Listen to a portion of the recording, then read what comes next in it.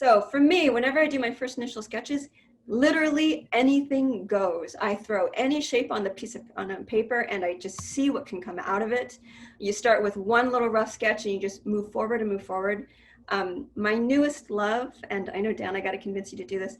I've been using the iPad for the last couple of years, and I now cannot live without it. I do all of my initial sketches on the iPad because it's a quick way to go from pencil sketches to color very, very quickly.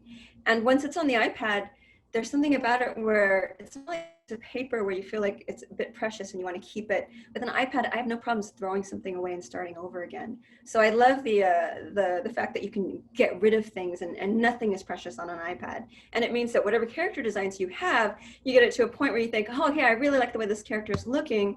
And then you start to actually sketch and you realize a character doesn't match anymore with what it was that you had in mind.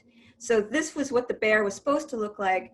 And when I started to sketch out my book, I did this particular drawing with this bear right on the back of the log. And it was just a graphic shape that really appealed to me. And it made me realize the bear that I had designed didn't work at all with the bear that I wanted to exist in the book. And the minute I understood this drawing, I was able to translate the bear into very, very basic graphic shapes. And that's what I mean when I say you can't fall in love with something if you're not sure how it fits within the realm of the book. Does that make sense? So this bear turns into this bear, which turns into that bear. Any sketch, no matter what that initial sketch is, it doesn't matter. It can always work. And for me, the golden rule is, and this is a really important one for you guys out there, the ability to draw matters far less than your understanding of design. You can take a stick figure and still make a really compelling story if you understand the principles of design and how you get your design to work with that piece. I agree 1000%. Absolutely. And it's why, like, Mo Willems, I remember, came up to me one time and said, like, oh, you can actually draw. I can't really draw.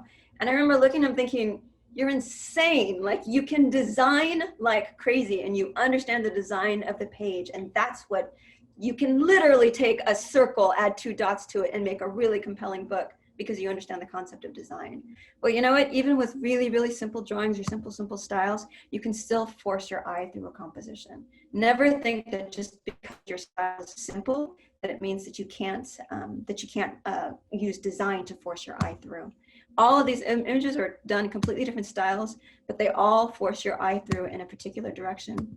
And if you notice, if you do it really well, you can force your eye through visually by using the pictures, and you can also do it by using the text. And you can see always I'm moving it from left to right, left to right. One of my favorite compositional elements is the figure 8. Anytime you want a page to be rested on a little bit longer, you work this figure 8 character into the illustration, and it forces your eye to stay in a loop, to dwell on the page just a little bit longer.